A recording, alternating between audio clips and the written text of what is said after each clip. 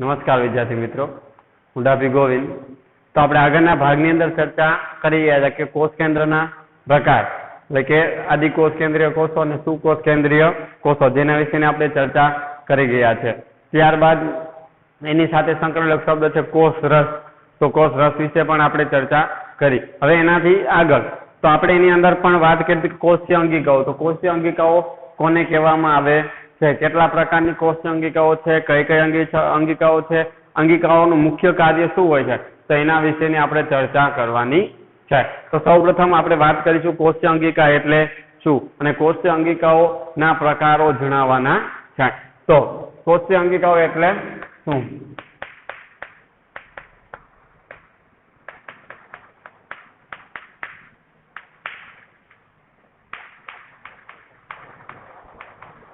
એટલે શું, તેના પ્રકારો જણાવો.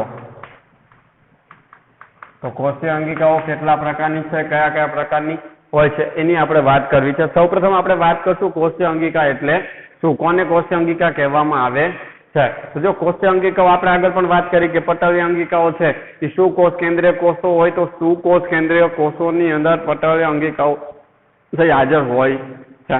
તો આજે સુકોષ કેન્દ્રીય કોષો હોય છે, તો સુકોષ કેન્દ્રીય કોષોની અંદર વિવિધ પ્રક્રિયાઓ છે. વિવિધ પ્રક્રિયાઓ એકબીજાથી અલગ રાખવા માટે ઘણી બધી પ્રક્રિયાઓ થતી, ઘણી બધી પ્રક્રિયાઓને એકબીજાથી શું રાખવી છે, અલગ રાખવી છે. બધી પ્રક્રિયા સાથે મિશ્ર ન થઈ જાય તો એકબીજાથી અલગ રાખવા માટે કોષ રસમાં પટલથી આવરિત શું હોય, નાની રચનાઓ તમને જોવા મળે છે. અને આ જે નાની રચનાઓ તમને જોવા મળે છે, તો આ રચનાઓને શું કહેવામાં આવે છે, કોષીય અંગિકાઓ કહેવામાં આવતું હોય છે. ખાસ કરીને યાદ રાખજો, સુકોષ કેન્દ્રીય કોષો હોય છે તેની અંદર વિવિધ પ્રકારની પ્રક્રિયાઓને એકબીજાથી અલગ રાખવા માટે કોષ રસની અંદર શું કરવામાં આવે છે, એક પટલથી આવરિત રચનાઓ તમને જોવા મળે છે. અને પટલથી આવરિત જે રચનાઓ હોય છે, આવી રચનાને કોષીય અંગિકાઓ તરીકે ઓળખવામાં આવે છે. તો સુકોષ કેન્દ્રીય કોષો વિવિધ પ્રક્રિયાઓને એકબીજાથી અલગ રાખવા માટે ખાસ કરીને યાદ રાખજો કે સુકોષ કેન્દ્રીય કોષો શું કરે છે કે સુકોષ કેન્દ્રીય કોષો વિવિધ કાર્યો અથવા તો વિવિધ જે પ્રવૃત્તિઓ છે તેની અંદર ઘણી બધી પ્રક્રિયાઓ થતી હોય. તો સુકોષ કેન્દ્રીય કોષો વિવિધ પ્રક્રિયાઓને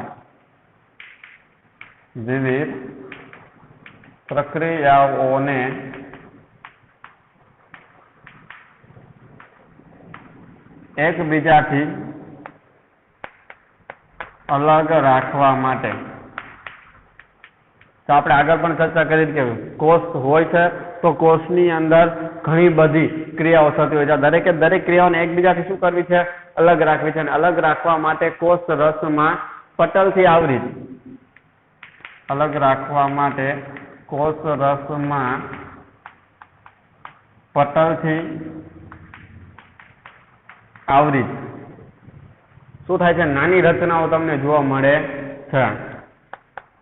નાની રચનાઓ હોય છે. શું હોય છે, કોષ રસમાં પટલથી આવરિત આવી નાની રચનાઓ હોય છે. અને આવી જે રચનાઓ જોવા મળે છે ને તેમને કોષીય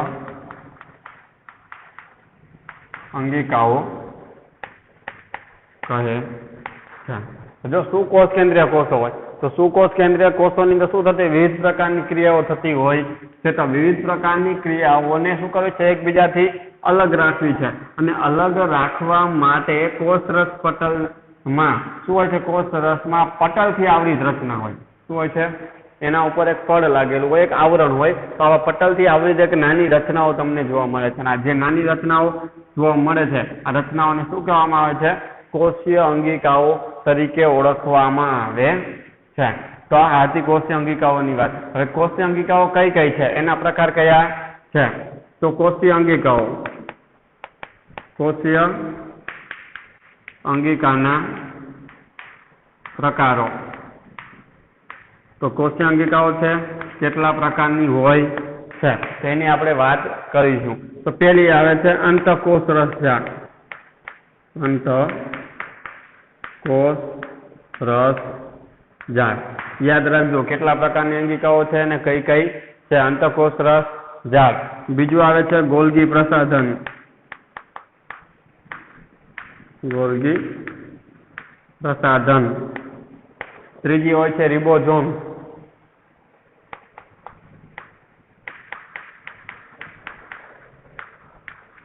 ચોથી હોય છે લાઇસોઝોમ.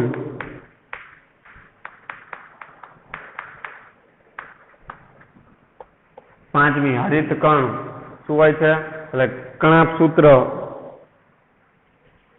અગત્યની છે તેની આપણે વાત કરીશું. કણાપ સૂત્ર. છઠ્ઠી છે તમને આપવામાં આવી છે રંજક કણ.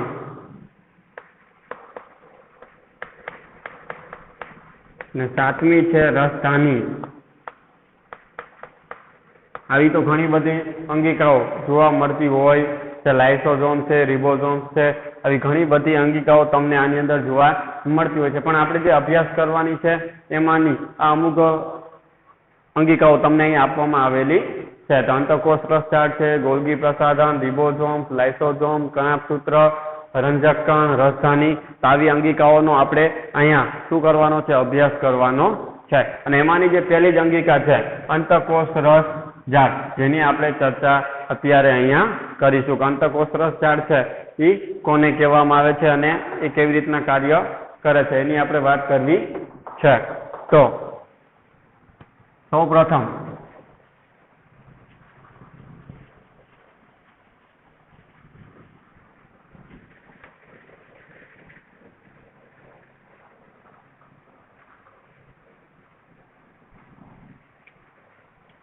તમને પ્રશ્ન પૂછે કે અંતઃકોષ રસ ઝાડ સમજાવો. અંતઃકોષ રસ ઝાડ સમજાવો. પ્રશ્ન પૂછે કે અંતઃકોષ રસ ઝાડ શું કરવાની છે? સમજાવવાની છે. અંતઃકોષ રસ ઝાડ કેટલા પ્રકારની હોય, કયા કયા એના પ્રકાર છે, એના કાર્ય શું હોય છે, એનું સ્થાન શું હોય છે, એની રચના કેવી છે, એ દરેક ભાગની આપણે અહીંયા ચર્ચા કરવાની છે. તો સૌપ્રથમ અંતઃકોષ રસ ઝાડ. તો એનું સ્થાન પહેલા તો અંતઃકોષ રસ ઝાડ હોય છે ક્યાં હોય છે? તો એનું સ્થાન આપણે નક્કી કરવાનું છે કે અંતઃકોષ રસ ઝાડ ક્યાં હોય છે. તો સુકોષ કેન્દ્રી કોષના સમગ્ર કોષ રસના જે વિસ્તાર હોય છે એ વિસ્તારની અંદર સમકેન્દ્રિત રીતે પથરાયેલી પટલમય રચના ધરાવે છે. પહેલા તો જો અંતઃકોષ રસ ક્યાં જોવા મળે? સુકોષ કેન્દ્રી કોષો હોય. શું હોય? સુકોષ કેન્દ્રી કોષો. ના સુકોષ કેન્દ્રી કોષના સમગ્ર વિસ્તાર, સમગ્ર કોષ રસ હોય છે.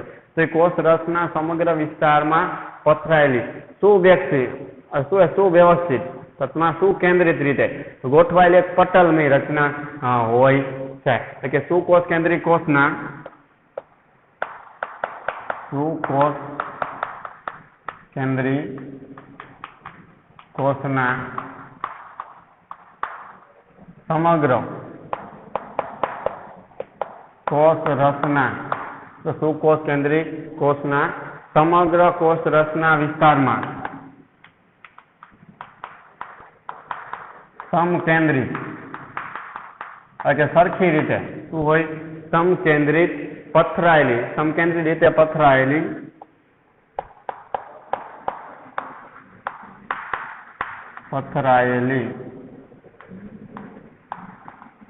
પટલમય રચના છે. તો પહેલાનું સ્થાન ક્યાં હોય? સુકોષ કેન્દ્રી કોષનો જે કોષ રસ છે તો કોષ રસની અંદર સમકેન્દ્રિત રીતે પથરાયેલી પટલમય રચના છે. એટલે ટૂંકમાં આપણને ખબર પડી જાય કે સુકોષ કેન્દ્રી કે અંતઃકોષ રસ ઝાડ છે એ સુકોષ કેન્દ્રી કોષના કોષ રસમાં હોય. કેમાં હોય? કોષ રસમાં હોય છે. અને એક વ્યવસ્થિત રીતે પથરાયેલી, સમકેન્દ્રિત રીતે પથરાયેલી એક પટલમય રચના છે. ટૂંકમાં એના ઉપર એક આવરણ તમને ચડાયેલું જોવા મળતું હોય છે. આ તેની સ્થાનની વાત. હવે આપણે એની વાત કરશું, એની રચનાની વાત કે કેવી રચના ધરાવે છે, એનો આકાર કેવો હોય છે એની વાત છે. લાંબી હોય છે, નલિકામય કે ગોળાકાર અથવા તો કોથળી જેવી રચનાઓની બનેલી આવૃત જાડીમય એટલે કે જાડીમય સ્વરૂપ ધરાવે છે. તે લાંબી હોય, નળાકાર હોય કે પછી ગોળાકાર હોય કે પછી કોથળી જેવી રચનાની બનેલી આવૃત જાડીમય સ્વરૂપ ધરાવે છે કે તે લાંબી, નળાકાર કે ગોળાકાર, નળાકાર અથવા તો ગોળાકાર, પછી અથવા તો કોથળી જેવી, અથવા તો કોથળી જેવી રચના ધરાવતી, કોથળી જેવી રચના ધરાવતી શું હોય છે? રચનાઓની બનેલી આવૃત જાળીરૂપ સ્વરૂપ જેવી રચના ધરાવતી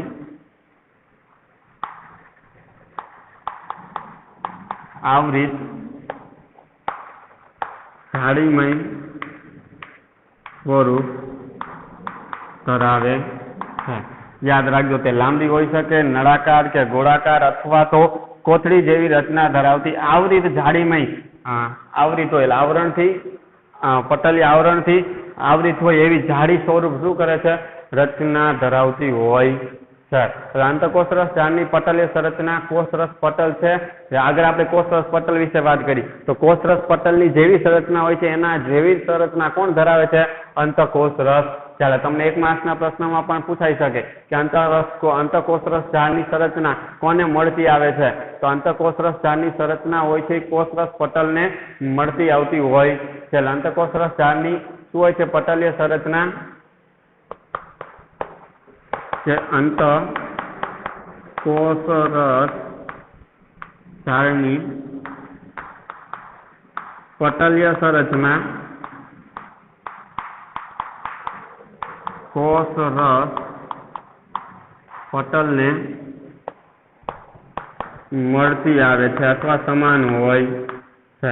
અંતઃકોષરસ ઝાડની પટલીય સંરચના હોય છે એ કોષરસ પટલને મળતી આવતી હોય છે. હવે જો અલગ અલગ કોષો હોય તો અલગ અલગ કોષની અંદર અંતઃકોષરસ ઝાડની જે રચના હોય છે એ પણ કેવી જોવા મળે છે? અલગ અલગ જોવા મળે છે. એટલે કે વિભિન્ન કોષોમાં અંતઃકોષરસ ઝાડની રચનામાં વિવિધતા જોવા મળે છે. જે ભિન્ન કોષોમાં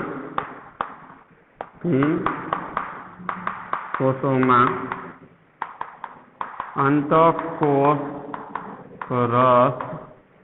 ઝાડની રચનામાં ભિન્નતા જોવા મળે છે. ટૂંકમાં અલગ અલગ કોષો હોય તો અલગ અલગ કોષોની અંદર અંતઃકોષરસ ઝાડની રચના છે એ કેવી હોય? અલગ અલગ હોય છે. લાંબી હોઈ શકે, નળાકાર કે ગોળાકાર અથવા તો કોથળી જેવી પટલીય રચના ધરાવતું હોઈ શકે છે. તે હંમેશા જાળીરૂપ તંત્રમય રચનાનું નિર્માણ કરે છે, પરંતુ એનું જે રચના હોય છે એ જાળીમય હોય. અહીં આગળ જો આપણે વાત કરી કે કોના જેવી જાળીમય સ્વરૂપ ધરાવે એટલે તે હંમેશા શું હોય છે? કે તે હંમેશા જાળીમય સ્વરૂપ ધરાવે. કેવું છે? જાળીરૂપ તંત્રમય, જાળીરૂપ તંત્રમય રચનાનું શું કરે છે? રચનાનું નિર્માણ કરે છે. આ ખાસ યાદ રાખવું, તે હંમેશા જાળીરૂપ તંત્રમય રચનાનું એટલે કે જાળીરૂપ તંત્રનું શું કરે છે? નિર્માણ. ટૂંકમાં એની જે રચના હોય છે જાળીરૂપ હોય. કેવી હોય છે? જાળીરૂપ રચના તમને જોવા મળે છે. એટલે શું કોષ કેન્દ્ર કોષ છે એનો પેલું સ્થાન છે કે કોષ રસમાં તમને જોવા મળે છે. એક પટલમય રચનાથી પથરાયેલી રચના તમને જોવા મળે છે કે તે લાંબી હોઈ શકે, નળાકાર, ગોળાકાર અથવા તો કોથળી જેવી જાળીરૂપ રચના ધરાવતી હોઈ શકે છે. તે અંતઃકોષરસ ઝાડની પટલીય સંરચના છે કોષરસ પટલ જેવી જ હોય છે અને સમાન મળતી આવે છે. અલગ અલગ કોષ હોય તો અલગ અલગ કોષની અંદર અંતઃકોષરસ ઝાડની જે રચના હોય છે એ પણ અલગ હોય છે અને તે હંમેશા જાળીમય તંત્રમય રચના ધરાવતું હોય છે. તેનું નિર્માણ કરે છે. હવે જે અંતઃકોષરસ ઝાડ છે અંતઃકોષરસ ઝાડના બે પ્રકાર છે.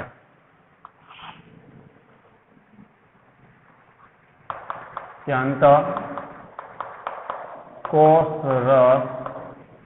ઝાડના પ્રકાર. તો અંતઃકોષરસ ઝાડ છે બે પ્રકારમાં વિભાજિત કરવામાં આવતી હોય છે. અંતઃકોષરસ ઝાડ છે બે પ્રકાર ધરાવે છે. એમાં જે પહેલો જ પ્રકાર છે જેને આપણે કહેતા હોય ખરબચડી અથવા તો કણિકામય. ખરબચડી અથવા તો કણિકામય અંતઃકોષ રસ જાળ. ત્યારે બીજી આવે લીસી. શું કહેતા હોય? લીસી અંતઃકોષ રસ જાળ. લીસી અંતઃકોષ રસ જાળ અથવા તો કોષ રસ જાળ અથવા તો અંતઃકોષ રસ જાળ તરીકે આપણે એને ઓળખી શકીએ છે. ટૂંકમાં રફલી હોય, આ બે સ્મૂથ હોય, લીસી હોય, આ રફ હોય, આ સ્મૂથ હોય છે. જેને આપણે કેવું હોય તો RER એટલે કે રફ એન્ડોપ્લાસ્ટિક રેક્ટિક્યુલમ અને સ્મૂથ એન્ડોપ્લાસ્મિક શું કહેવાય? રેક્ટિક્યુલમ કહેવામાં આવે છે. પણ આપણે અંગ્રેજી નામની કોઈ જરૂરિયાત હોય નહીં. તો સૌપ્રથમ આ ખરબચડી છે, તેના વિશે આપણે વાત કરીશું. ખરબચડી કણિકામાં અંતઃકોષ રસ જાળ છે કેવી હોય છે? તો તેની સપાટી પર રિબોઝોમ્સ આવેલા. જો ખરબચડી સપાટી હોય, આના પર શું આવેલા હોય છે? કે તેની સપાટી પર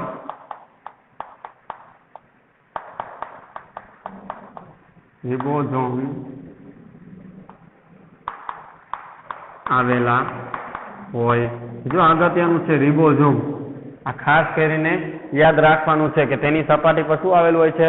રિબોઝોમ આવેલા તમને જોવા મળે છે. અને તે પ્રોટીન સંશ્લેષણ, આ રિબોઝોમ આવેલા છે એટલા જ માટે કઈ ક્રિયા કરી શકે છે? પ્રોટીન સંશ્લેષણ, પ્રોટીનનું નિર્માણ કરવાની ક્રિયા કરી શકે છે. તેથી તે શું કરી શકે છે? પ્રોટીનનું, એટલે કે તે પ્રોટીન સંશ્લેષણનું કાર્ય કરે છે. તે પ્રોટીન સંશ્લેષણનું કાર્ય કરે છે. અહીંથી એક આપણે રિબોઝોમ આગળના જોયા હતા, અંતઃકોષ રસ જાળ છે, અંગિકાઓ છે, એની અંદર આ રિબોઝોમની ચર્ચા કરી હતી. પણ એક અલગ પ્રકાર સ્વરૂપમાં પણ તમે એને દર્શાવી શકતા હોય છો. યાદ રાખજો, ખરબચડી અથવા તો કણિકામય અંતઃકોષ રસ જાળ છે, તેની સપાટી પર ખાસ કરીને શું જોવા મળે છે? રિબોઝોમ. અને રિબોઝોમ છે એટલા માટે જે શું કરી શકે છે? પ્રકાશ સંશ્લેષણ એટલે પ્રોટીન સંશ્લેષણની ક્રિયા કરી શકતા હોય છે. એટલે કે પ્રોટીનનું નિર્માણ કરવાની ક્રિયાઓ થઈ શકતી હોય છે. જ્યારે આની સપાટી પર રિબોઝોમ હોતા નથી. જ્યારે લીસી સપાટી હોય, લીસી અંતઃકોષ રસ જાળ હોય તો તેની સપાટી પર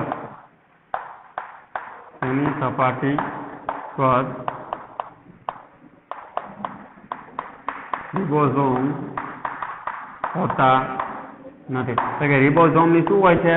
ગેરહાજરી હોય છે. અને એની અંદર રિબોઝોમ હાજર નથી હોતા એટલા જ માટે તે લિપિડ અને સ્ટીરોઇડ સંશ્લેષણ કરવામાં મદદરૂપ થાય છે. અને એટલા જ માટે તે શેનું સંશ્લેષણ કરી શકે છે? તે લિપિડ અને સ્ટીરોઇડનું સંશ્લેષણ કરવામાં મદદરૂપ બને છે. એટલે કે આપણે ચરબી કહેતા હોય, ચરબી અને સ્ટીરોઇડ નું સંશ્લેષણ કરવામાં શું કરે છે? મદદરૂપ બનતી હોય છે. તો અંતઃકોષ રસ જાળના બે પ્રકાર છે, ખરબચડી સપાટી, ખરબચડી અંતઃકોષ રસ જાળ, અને બીજું લીસી અંતઃકોષ રસ જાળ. તો ખરબચડી સપાટી હોય તો એના ખરબચડી અંતઃકોષ રસ જાળ તો એના સપાટી પર રિબોઝોમ હાજર હોય અને એટલા જ માટે પ્રોટીન સંશ્લેષણનું કાર્ય કરી શકાય. યાદ રાખો, રિબોઝોમ હોય એટલે પ્રોટીનનું સંશ્લેષણ કરી શકે. આના પર રિબોઝોમ હાજર નથી હોતા એટલા માટે તે લિપિડ અને સ્ટીરોઇડનું શું કરી શકે છે? સંશ્લેષણ કરવામાં મદદરૂપ બનતા હોય છે. તો આ હતા એના પ્રકારની વાત. હવે એના કાર્યો છે. તો આ કાર્યો ખૂબ જ અગત્યના હોય છે. કે અંતઃકોષ રસ જાળ છે એનું કાર્ય શું હોય છે? તો અંતઃકોષ રસ જાળના કાર્યો કે કયા કયા કાર્યો તે કરે છે તેની વાત આપણે કરવી છે.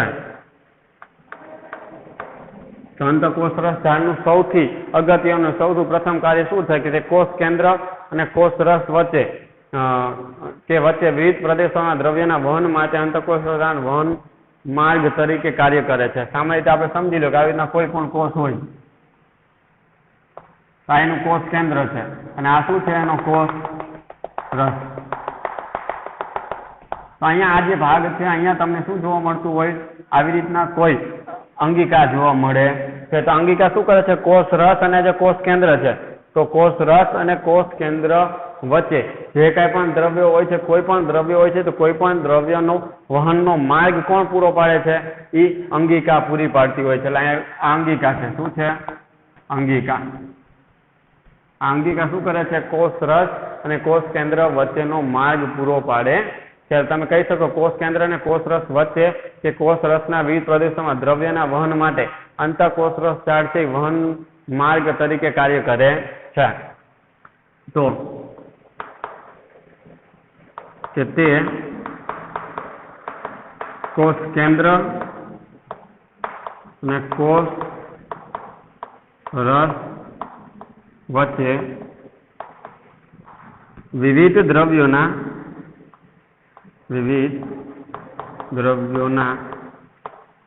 વહન માટેનો માર્ગ પૂરો પાડે છે. કે તે કોષ કેન્દ્ર અને કોષ રસ વચ્ચે કે આ કોષ કેન્દ્ર છે અને આ કોષ રસ આ બંને વચ્ચે જે કંઈ પણ દ્રવ્યનું વહન થતું હોય તો એ દ્રવ્યના વહન માટે શું કરે છે? માર્ગ પૂરો પાડે છે. ટૂંકમાં એનું વહન કરવામાં શું કરે છે? એને મદદરૂપ થતા હોય છે. હવે બીજું છે કોષના અગત્યના કાર્ય માટે આવશ્યક પ્રોટીન અને લિપિડનું નિર્માણ કરે છે. બીજું અંતઃકોષ રસ ઝાડનું કાર્ય આપણે જોયું. અહીં જો રિબોઝોમ છે તો એ પ્રોટીનનું નિર્માણ કરી શકે છે. અંતઃકોષ રસ ઝાડ છે તો એ લિપિડનું નિર્માણ કરી શકે છે. પ્રોટીન અને લિપિડનું નિર્માણ કરવા માટે પણ શું હોય છે? તે અગત્યના હોય છે. એટલે કહી શકાય કોષના અગત્યના કાર્ય તરીકે કે કોષમાં અગત્યના કાર્ય માટે તે પ્રોટીન અને લિપિડનું નિર્માણ કરે છે. શેનું નિર્માણ કરે છે? પ્રોટીન અને લિપિડનું.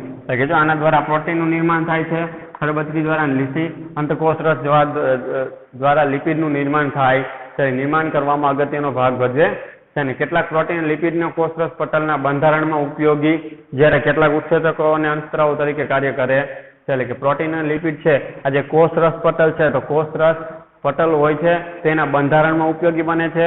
એ સિવાય ઘણા બધા પ્રોટીન ના ઉત્સેચકો તરીકે પણ કાર્ય કરતા હોય છે કે બંધારણમાં, અને જ્યારે કેટલાક ઉત્સેચક અને અંતસ્ત્રાવો તરીકે કાર્ય કરે છે. તો આ પ્રોટીન અને લિપિડ કોષ રસ પટલના બંધારણમાં અને કેટલાક પ્રમાણમાં ઉત્સેચકો અને અંતસ્ત્રાવો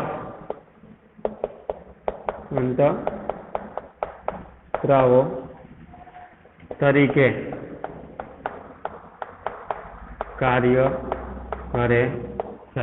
યાદ રાખવાનું આમાં ઘણા બધા જે પ્રોટીન અને લિપિડ હોય છે એ જે કોષરસ પટલ બને છે. તો આ કોષરસ પટલનું બંધારણ બનાવવા માટે પણ ઉપયોગી છે ને ઘણા બધા પ્રોટીન અને લિપિડ હોય છે એ અંતસ્ત્રાવો તરીકે અથવા તો ઉત્સેચકો તરીકે શું કરતા હોય છે?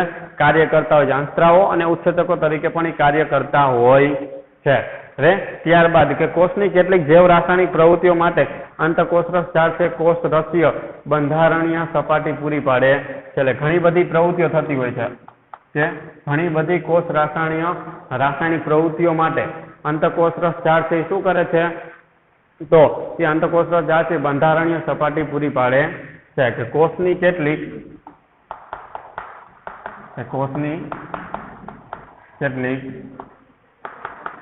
જૈવ રાસાયણિક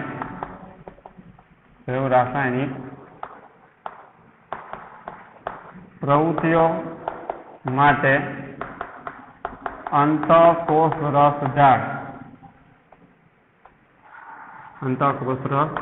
શું કરે છે? બંધારણીય સપાટી પૂરી પાડે છે.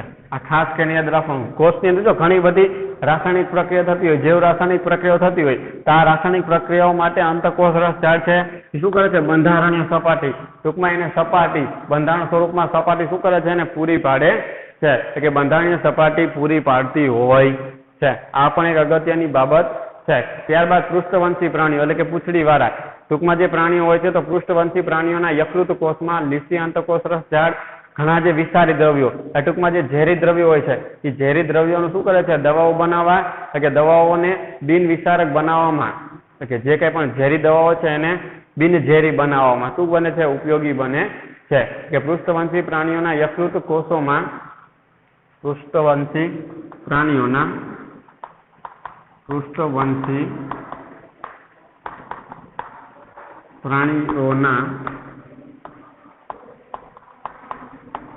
યકૃત કોષોમાં અથવા તો યકૃતમાં, યકૃત જે કોષો હોય છે તો યકૃત કોષોમાં લીસી અંતઃકોષ રસ ઝાડ, જો પૃષ્ઠવંશી પ્રાણીઓના યકૃત કોષોમાં લીસી અંતઃકોષ રસ ઝાડ, અંતઃકોષ રસ ઝાડ શું કરે છે? જો પૃષ્ઠવંશી પ્રાણી હોય તો પૃષ્ઠવંશી પ્રાણીઓના જે યકૃત હોય, યકૃતની અંદર રહેલા જે કોષો હોય છે તો યકૃતની અંદર રહેલા કોષોની અંદર જે લીસી અંતઃકોષ રસ ઝાડ છે તો લીસી અંતઃકોષ રસ ઝાડ છે એ શું કરે છે? ઘણા બધા જે વિષારી દ્રવ્યો હોય છે, ઘણા બધા વિષારી દ્રવ્યો અને દવાઓને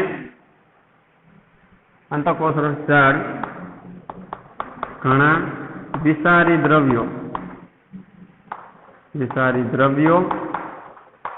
અને દવાઓને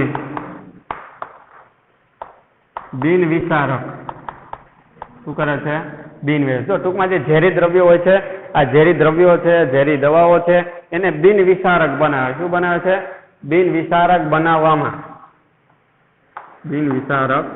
બનાવવામાં અગત્યની ભૂમિકા ભજવે છે. આ ખાસ કહીને અગત્યનું છે, મોસ્ટ આઈમ્પી બાબત છે યાદ રાખવાની, કે જે લીસી અંતઃકોષ રસ ઝાડ છે, લીસી અંતઃકોષ રસ ઝાડનું કામ શું હોય? તો લીસી અંતઃકોષ રસ ઝાડ છે એ પૃષ્ઠવંશી પ્રાણીઓ છે તો પૃષ્ઠવંશી પ્રાણીઓના યકૃતના જે કોષો છે એની અંદર શું કરે છે? જે ઘણા બધા વિષારી દ્રવ્યો હોય, ઘણી બધી દવાઓ હોય તો વિષારી દ્રવ્યો અને દવાઓને શું બનાવે છે? બિનવિષારક બનાવે છે, ટૂંકમાં બિનઝેરી બનાવે છે. અને બિનઝેરી બનાવવામાં લીસી અંતઃકોષ રસ ઝાડ છે એ ખૂબ જ અગત્યનો ભાગ ભજવતી હોય છે. તો આ હતા શું છે? અંતઃકોષ રસ ઝાડના કાર્યો, કે તે કોષ કેન્દ્ર અને કોષ રસ વચ્ચે વિવિધ દ્રવ્યોના વહન માટેનો એક માર્ગ પૂરો પાડે છે. બીજું, કોષમાં અગત્યના કાર્ય માટે તે પ્રોટીન અને લિપિડનું નિર્માણ કરે છે. આ જ પ્રોટીન અને લિપિડ છે એ કોષ રસ પટલના બંધારણમાં અને કેટલાક જે લિપિડ અને પ્રોટીન હોય છે એ અંતસ્ત્રાવો તરીકે, ઉત્સેચકો તરીકે પણ કાર્ય કરતા હોય છે. કોષની કેટલીક જૈવરાસાયણિક પ્રવૃત્તિઓ માટે અંતઃકોષ રસ ઝાડ શું કરે છે? બંધારણીય સપાટી પૂરી પાડે. જ્યારે પૃષ્ઠવંશી પ્રાણીઓ હોય છે યકૃત કોષોમાં લીસી અંતઃકોષ રસ ઝાડ હોય છે ને એ ઘણા બધા વિષારી દ્રવ્યો છે, દવાઓ છે એને શું બનાવે છે? બિનવિષારક બનાવે છે. અને બિનવિષારક બનાવવામાં ખૂબ જ અગત્યનો ભાગ ભજવતા હોય છે. તો આ હતી અંતઃકોષ રસ ઝાડના સ્થાન વિશે, રચના છે, એના પ્રકાર છે, એના કાર્યો છે, એના વિશેની વાત. ખૂબ જ અગત્યની બાબત છે અંતઃકોષ રસ ઝાડ. હવે પછીની જે બીજી અંગિકા છે એના વિશે આપણે આગળના વિડીયોની અંદર ચર્ચા કરીશું. જય હિન્દ.